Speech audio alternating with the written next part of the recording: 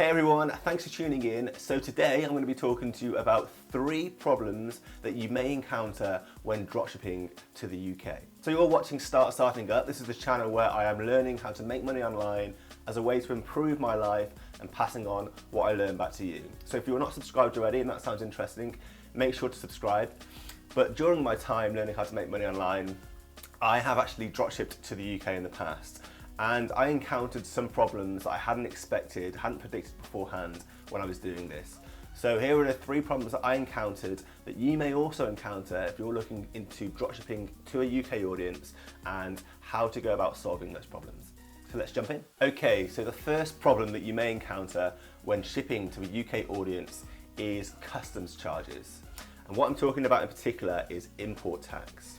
So what the UK does is if you're sending a package into the UK that's over the value of £18, then the UK will add an import tax. And this is the charge that your customer will be faced with when your product arrives at their doorstep. So an example of this is I ran a t-shirt store last year where I was selling t-shirts to a UK audience. But the problem was my t-shirt provider was in America. So I was having the t-shirts made, designed, printed in America and shipped to the UK. And what the UK does is if you have a package arriving in the UK from outside the European Union, then the UK will add this additional charge to the customer when the product arrives. So when my t-shirts, my customers were paying already about £20 for my t-shirts. When those t-shirts were arriving on my customers' doorsteps, they were being charged an additional £8, £10, £15 that they weren't expecting in order to be able to receive their package. And because this is my first time delivering to a UK audience from outside of the UK, I wasn't aware of this charge. So I hadn't actually warned my customers in advance that if they ordered a product from me, they were going to face an additional charge. So this came as a complete surprise to my customers. It completely ruined the shopping experience. They'd already paid £20 for a shirt and they were being charged an additional £10 just to be handed it from the postman. So this is something you need to be careful of. So a way to solve this problem is you can either make sure your customers are aware of this import tax that they're going to be faced with at the point of ordering, so you can put a disclaimer on your store, on your product page to inform your customer that the product is coming from outside the European Union, it's over the value of £18, they're going to be hit with a charge. Or you can purely find a dropshipper provider to supply your products from within the European Union. So instead of using Chinese suppliers such as AliExpress or American suppliers, you can find a supplier that's going to ship your product from within the European Union to the UK. Your customers won't be hit with an import tax. Okay, so on to the second problem you might face with UK dropshipping, and that is delivery times. So the most popular provider that dropshippers use is AliExpress, and the most popular postage methods that dropshippers use is e-packet delivery. This has the lowest cost from China, from these Chinese suppliers on AliExpress, for the quickest delivery time. And if you're using e-packet delivery to deliver to the US, you're facing a delivery time of about 12 to 20 days, for a small delivery charge of around £2 using e-packet delivery. So 12 to 20 days, that can be advertised as 2 to 3 weeks for your customer in the US. If you're shipping to a customer in the UK, this e-packet delivery method from China increases to 20 to 40 days, from 12 to 20 days in comparison if you're sending to the US. So it's a massive difference to expect your customers to wait if you're sending a product to the UK than to the US. 12 to 20 days is more like 3 to 5 or 6 weeks wait. And if you're selling a product that can be easily found on Amazon, eBay, other alternatives, and you're asking them to wait 3 to 6 weeks, it's going to really lower your chances of making a sale.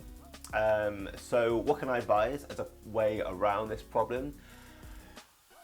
If you can't find a UK supplier, which I recommended for the first problem of the additional import taxes, if you can't find a supplier within the UK or the EU and you have to use, say, a Chinese supplier such as AliExpress using e-packet delivery, the best thing you can do really is just make sure your customers are aware of the delivery times up front. So if you want to put your delivery times, expected delivery times, on your product description on the product page so that customers know what they're getting into when they're going into buying the products and they're not hit with a surprise 3-4 weeks down the line after they've ordered their products and they haven't received their package still.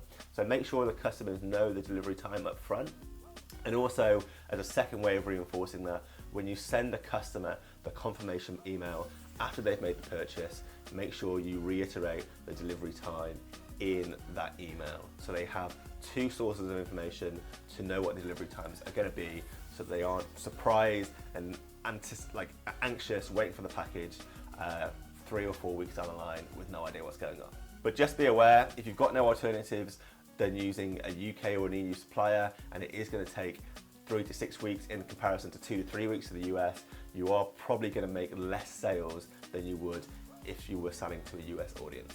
Okay, and finally, problem number 3 with dropshipping to the UK is just the smaller audience.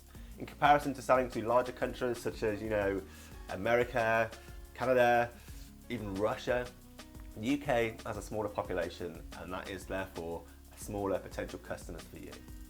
And I'm not saying that this is a full stop, a be all and end all in dropshipping to the UK. You can still make it work and still be very profitable with the UK, but you just have to be aware that in terms of scaling your business up, if you're just focusing in the UK, you're going to have a smaller potential in scaling that business up than you would if you were selling to a larger audience, such as the US. So what I say around this problem is you want to make sure when you're doing your customer research, your niche research, scoping out the size of your target audience and the potential for sales, how much buyer's intent that audience is showing, is you want to make sure you're researching the UK audience. So if you're using research tools such as Google Keyword Planner, Google Trends, KW Finder, you want to make sure you select on the drop-down boxes a UK audience rather than a US audience to get an accurate understanding of the amount of people you're going to be actually possible to target.